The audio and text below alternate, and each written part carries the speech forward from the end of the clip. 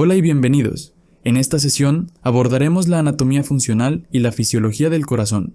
Un conocimiento fundamental de la anatomía del corazón y su sistema de conducción es crucial para comprender las fuerzas eléctricas que originan el electrocardiograma. Comenzaremos revisando la terminología anatómica básica. El cuerpo se estudia en tres planos estándar: el plano frontal o coronal, el horizontal o transversal y el sagital o longitudinal. Estos planos nos permiten describir la dirección de las fuerzas eléctricas del electrocardiograma como anterior y posterior, superior e inferior, y derecha e izquierda. Es vital recordar que derecha e izquierda siempre se refieren a las del paciente, no a nuestra perspectiva como observadores. Interpretar un electrocardiograma sería más sencillo si el corazón se alineara perfectamente con estos planos, pero no es así. El corazón, del tamaño aproximado de un puño, se encuentra en el centro del tórax, detrás del esternón y entre los cartílagos costales tercero a sexto. Su orientación es oblicua, aproximadamente 2/3 de su masa se sitúan a la izquierda de la línea media del cuerpo. Para describirlo técnicamente, la geometría del corazón es la de un elipsoide truncado. Su eje largo, desde la base hasta el ápex, está rotado 60 grados hacia la izquierda, desde el plano sagital, y ahora, desde una vista lateral, el corazón rota 45 grados hacia abajo, desde el plano horizontal. Ahora, si observamos el corazón desde un corte horizontal, la orientación antes mostrada indica el por qué las cavidades derechas del corazón son en realidad estructuras anteriores y las cavidades izquierdas son posteriores, aunque a menudo usamos una vista de San Valentín. Para ilustrar las 4 cámaras por simplicidad, es importante recordar que no es anatómicamente correcta. Con esta orientación anatómica real en mente, procedamos ahora a examinar la estructura y organización de estas cámaras cardíacas. El corazón es una bomba de 4 cámaras. Las cámaras superiores son la aurícula derecha y la aurícula izquierda, separadas por el septo interauricular. Las cámaras inferiores son el ventrículo derecho y el ventrículo izquierdo, separados por el septo interventricular. Las aurículas tienen paredes relativamente delgadas, mientras que los ventrículos son más gruesos y musculares. Para garantizar un flujo sanguíneo unidireccional, el corazón posee 4 válvulas cardíacas. Comenzamos con las válvulas auriculoventriculares. Aquí encontramos la válvula tricúspide, que separa la aurícula derecha del ventrículo derecho, y la válvula mitral, que separa la aurícula izquierda del ventrículo izquierdo. Por otro lado, tenemos a las válvulas semilunares, conformada por la válvula pulmonar, que se encuentra entre el ventrículo derecho y la arteria pulmonar, y por último, la válvula aórtica, que separa el ventrículo izquierdo de la aorta. Ahora que hemos visto cómo funcionan las válvulas cardíacas, es momento de entender cuándo y por qué se abren y cierran. Esto nos lleva directamente a comprender el ritmo fundamental que gobierna todo el sistema cardiovascular. La función circulatoria depende de la alternancia entre el llenado y vaciado de las cámaras, un proceso conocido como el ciclo cardíaco. Para explicar este módulo, lo he dividido en 2 secciones.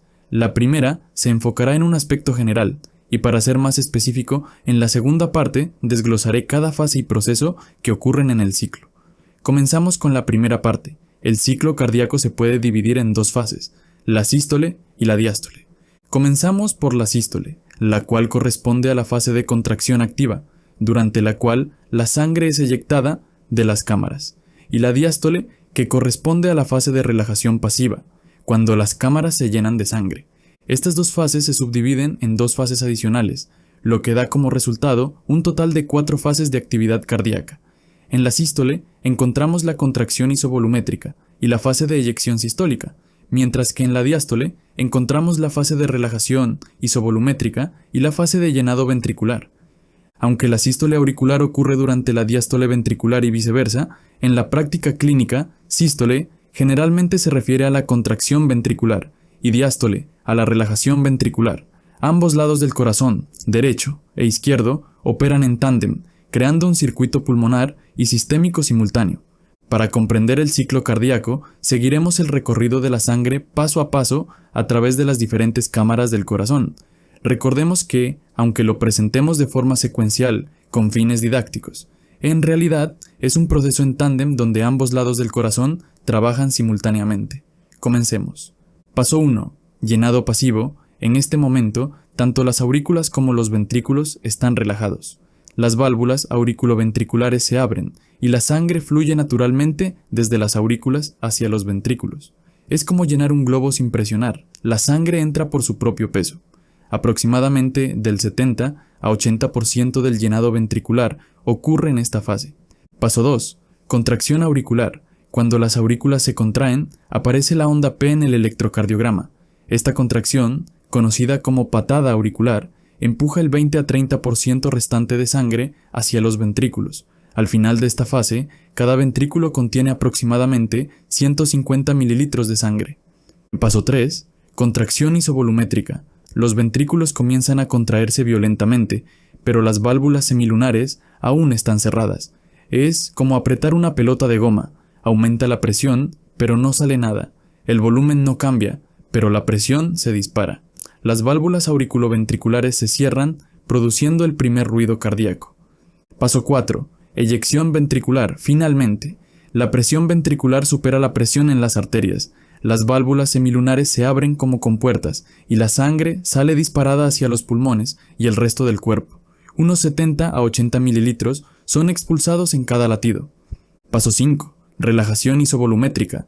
Los ventrículos se relajan, la presión cae rápidamente y las válvulas semilunares se cierran con un clic, produciendo el segundo ruido cardíaco. Por un momento, todas las válvulas están cerradas, mientras el corazón se prepara para el siguiente ciclo. Este recorrido de la sangre nos da la base para entender lo que realmente sucede durante cada latido. Ahora veremos cómo se reflejan estos eventos en los parámetros que medimos clínicamente: volúmenes, presiones, trazos electrocardiográficos y ruidos cardíacos. Comencemos creando la estructura de nuestros diagramas. Voy a dibujar 4 gráficos alineados, el primero para las curvas de presión, el segundo para los cambios de volumen, el tercero para el electrocardiograma y el último para los ruidos cardíacos.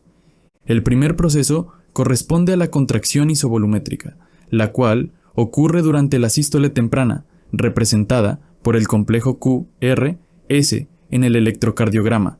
Durante esta fase, las válvulas auriculoventriculares se cierran bruscamente, produciendo el primer ruido cardíaco o S1. Una vez cerradas estas válvulas, el ventrículo se contrae aumentando la presión, pero sin cambio de volumen en su interior, de ahí su nombre isovolumétrico, ya que las válvulas semilunares aún permanecen cerradas. La presión del ventrículo izquierdo aumenta de 8 a 80 milímetros de mercurio, y el volumen permanece constante en 150 mililitros, mientras que en el ventrículo derecho pasa de 5 a 25 milímetros de mercurio, manteniendo su volumen en 150 mililitros. En este periodo, al ser una fase activa, requiere un mayor consumo de oxígeno. Llegados a este punto, se produce la apertura de las válvulas semilunares, iniciando la fase de eyección sistólica, donde la sangre se bombea hacia la circulación sistémica y pulmonar. La presión aumenta por la mayor contracción ventricular, haciendo que pase de 80 a 120 milímetros de mercurio, para luego disminuir hasta que se cierran las válvulas semilunares. Simultáneamente, el volumen disminuye de 150 a 60 mililitros, es decir, se han eyectado cerca de 90 mililitros. La siguiente fase se denomina relajación isovolumétrica. Esta se produce después del cierre de las válvulas aórtica y pulmonar, evento que genera el segundo ruido cardíaco o S2. En esta fase, todas las válvulas están cerradas, manteniendo el volumen constante en 60 mililitros. El cierre de la válvula aórtica causa un aumento ligero de la presión aórtica conocido como muesca dicrótica. Posteriormente, los ventrículos se relajan y la presión disminuye aproximadamente a 10 milímetros de mercurio en el ventrículo izquierdo y 5 milímetros de mercurio en el ventrículo derecho. Durante esta fase aparece la onda T en el electrocardiograma, que representa la repolarización ventricular. Es importante destacar que el flujo coronario alcanza su punto máximo durante la diástole temprana. Por último, tenemos el llenado ventricular, que consta de 2 fases. Primero, el llenado rápido que ocurre inmediatamente al abrirse las válvulas auriculoventriculares, causando un rápido aumento de volumen que puede producir el tercer ruido cardíaco o S3, especialmente audible en jóvenes o en condiciones patológicas. Luego sigue el llenado lento al final de la diástole, culminando con la contracción auricular que completa el llenado ventricular. En algunos casos, esta contracción auricular puede generar el cuarto ruido cardíaco o S4, generalmente patológico en adultos. Al final de esta fase, la presión del ventrículo izquierdo es de 8 milímetros de mercurio y la del ventrículo derecho de 5 milímetros de mercurio, con un volumen de 90 mililitros.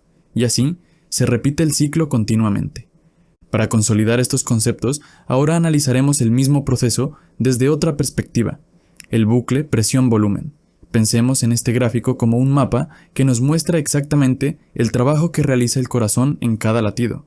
La línea de abajo, horizontal, nos dice cuánta sangre hay en el ventrículo, es decir, el volumen, mientras que la línea de la izquierda, vertical, nos dice con cuánta fuerza está trabajando, es decir, la presión. El ciclo va en contra de las manecillas del reloj. Vamos a seguirlo paso a paso. Imagina que el ventrículo es como un globo. Aquí, en la fase de llenado, el ventrículo se relaja y se llena de sangre que viene de la aurícula. Por eso, la línea se mueve hacia la derecha, el volumen aumenta. Una vez que está lleno, el ventrículo cierra la puerta de entrada, es decir, se cierran las válvulas auriculoventriculares. Ahora, empieza a apretar con todas sus fuerzas, que corresponde a la contracción isovolumétrica. Con todas las válvulas cerradas, es decir, las auriculoventriculares y semilunares, están cerradas, mientras el volumen no aumenta ni disminuye. Es como estrujar una botella de agua con la tapa puesta. La presión por dentro sube muchísimo, pero la cantidad de agua no cambia. Por eso, la línea va directo hacia arriba. Mucha más presión, pero el mismo volumen. Cuando la presión es máxima, el ventrículo abre la puerta de salida, que corresponde a la apertura de las válvulas semilunares, y empuja toda la sangre hacia el cuerpo. A esto se le llama la fase de eyección. Como está empujando la sangre hacia afuera, el ventrículo se vacía. Por eso, la línea se mueve hacia la izquierda, el volumen disminuye. Cuando terminan de empujar, el ventrículo cierra la puerta de salida, es decir, las válvulas semilunares, y se relaja por completo. Como todas las puertas están cerradas otra vez, la cantidad de sangre no cambia, pero la presión cae en picada. Por eso la línea baja directamente. A esta fase se la conoce como relajación isovolumétrica. Al llegar abajo, las puertas de entrada, es decir, las válvulas auriculoventriculares, se vuelven a abrir, comenzando a llenarse de nuevo para la fase de llenado, y el ciclo se repite una y otra vez. Entonces, con cada latido, el corazón hace estos 4 simples pasos: llenar, contraer, eyectar y relajar. Ahora que comprendemos cómo funciona el corazón, surge una pregunta fundamental: ¿cómo se alimenta este músculo que trabaja incansablemente? Para responder esto, necesitamos conocer las arterias coronarias, el sistema de irrigación del propio corazón. El propio músculo cardíaco necesita un suministro constante de sangre oxigenada, el cual proviene de las arterias coronarias. Este tema es de alta relevancia clínica, ya que la obstrucción de estos vasos puede provocar un infarto de miocardio, y conocer qué región irriga cada arteria nos ayuda a identificar las derivaciones afectadas en el electrocardiograma y viceversa. Comencemos por entender cómo se dividen las arterias coronarias. El origen de las arterias coronarias empieza por encima de la válvula aórtica, es decir, en la raíz de la aorta. De aquí nacen 2 arterias principales. Primero, la arteria coronaria derecha, y segundo, la arteria coronaria izquierda. Ahora, enfoquémonos en la arteria coronaria izquierda. Esta arteria se divide en 2 ramas principales: la arteria descendente anterior izquierda y la arteria circunfleja izquierda. Por su parte, la arteria coronaria derecha se divide en varias ramas: la arteria marginal derecha, la arteria descendente posterior y las arterias del nódulo auriculoventricular y sinoauricular. Ahora que conocemos la división, veamos qué áreas del corazón irriga cada una de estas arterias. Empezando por la arteria descendente anterior izquierda. Esta arteria típicamente irriga más del 50% de la aurícula izquierda y el ventrículo izquierdo en su porción anterior. Además, irriga las 2/3 partes del tabique interventricular y los músculos papilares anterolaterales. La arteria circunfleja izquierda rodea el lado izquierdo, es decir, la parte posterior del corazón.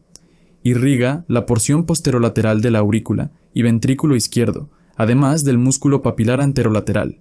Es importante mencionar que en un 40% de la población también irriga el nódulo sinoatrial. Finalmente, hablemos del territorio de la arteria coronaria derecha y sus ramas. Varias de sus ramas irrigan en su mayoría la aurícula y ventrículo derechos. La arteria marginal derecha irriga específicamente el ventrículo lateral derecho y el vértice cardíaco. La arteria descendente posterior irriga el tercio posterior del tabique interventricular. la cara posteroinferior del corazón y el músculo papilar posteromedial. Y por último, las arterias correspondientes al nódulo auriculoventricular y al nódulo sinoatrial.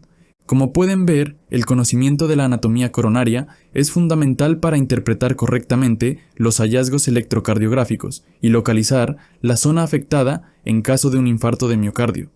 Ahora repasemos el concepto de dominancia circulatoria. Se basa en qué arteria da origen a la arteria descendente posterior. En el 85% de las personas, la arteria descendente posterior nace de la arteria coronaria derecha, lo que se denomina circulación dominante derecha. En el 8%, la arteria descendente posterior nace de la arteria circunfleja izquierda, lo que se denomina circulación dominante izquierda, y el 7% restante, la arteria descendente posterior, nace tanto por la arteria coronaria derecha y la arteria circunfleja izquierda. A esta se le denomina codominante.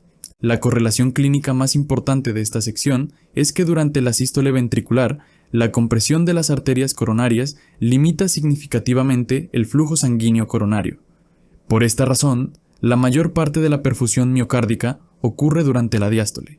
Las arterias coronarias que acabamos de estudiar irrigan una estructura muy organizada. El corazón no es simplemente un músculo, sino que está formado por capas específicas, cada una con características particulares, y todo el conjunto está envuelto y protegido por el pericardio. El corazón está compuesto por 3 capas de tejido. Comencemos de adentro hacia afuera. Endocardio, la capa más interna que recubre las cámaras y las válvulas. Miocardio, la capa muscular media, responsable de la contracción. Su grosor varía.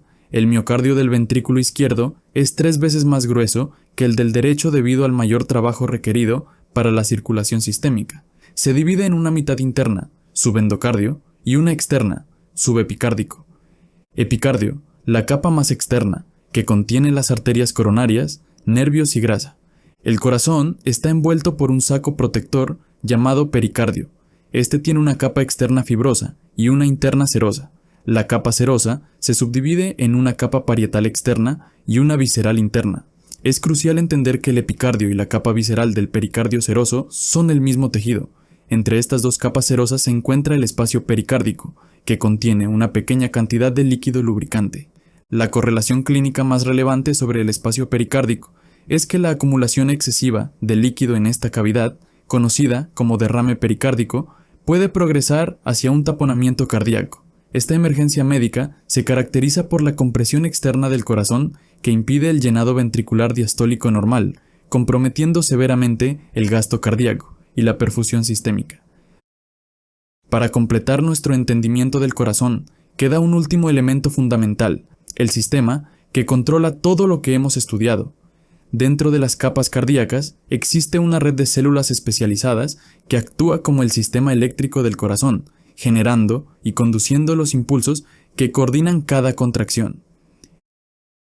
El corazón posee un sistema de cableado interno para la transmisión rápida y coordinada de impulsos eléctricos.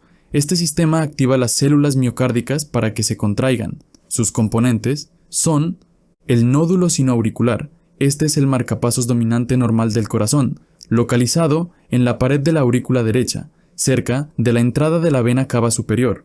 Funciona como un generador eléctrico automático que produce impulsos cada 60 a 100 veces por minuto, iniciando cada latido del corazón. Luego, el impulso pasa a través de los haces interauriculares, que facilitan la transmisión del impulso desde el nódulo sinoauricular a la aurícula izquierda, a través del conocido haz de Bachmann, y por último, hacia el nódulo auriculoventricular. La siguiente estructura es la unión auriculoventricular, la cual está compuesta por el nódulo auriculoventricular y el haz de His. La función principal del nodo auriculoventricular es retrasar la transmisión del impulso, para permitir que los ventrículos se llenen completamente antes de contraerse. El nódulo auriculoventricular actúa como un marcapasos de respaldo, tomando el relevo del nódulo sinoauricular, y así generando impulsos cada 40 a 60 veces por minuto. Se continúan por las ramas del haz de His. Estas se dividen en la rama derecha y la rama común izquierda. La rama izquierda se divide a su vez en el fascículo anterior superior izquierdo y el fascículo posterior inferior izquierdo, filtrando los potenciales de acción de alta frecuencia auricular para que no conduzcan al miocardio, generando impulsos cada 20 a 40 veces por minuto como marcapasos de emergencia. Y por último, están las fibras de Purkinje, consideradas la red final, que se extiende desde las ramas del haz y se vuelve continua con los miocitos ventriculares. El conjunto del haz de His, las ramas y las fibras de Purkinje se conoce como el sistema His-Purkinje. Si bien el sistema de conducción que acabamos de revisar representa la anatomía normal, existen variaciones congénitas que pueden alterar significativamente la conducción eléctrica y que debemos conocer desde la perspectiva clínica. En raras ocasiones, una conexión muscular entre las aurículas y los ventrículos persiste después del desarrollo fetal. Esto se denomina una vía accesoria de bypass.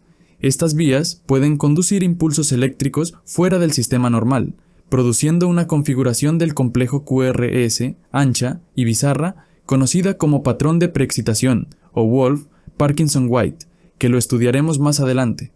En resumen, la compleja orientación tridimensional, la estructura valvular, el ciclo coordinado, la irrigación coronaria y el sistema de conducción eléctrica son los pilares para interpretar correctamente la actividad eléctrica del corazón.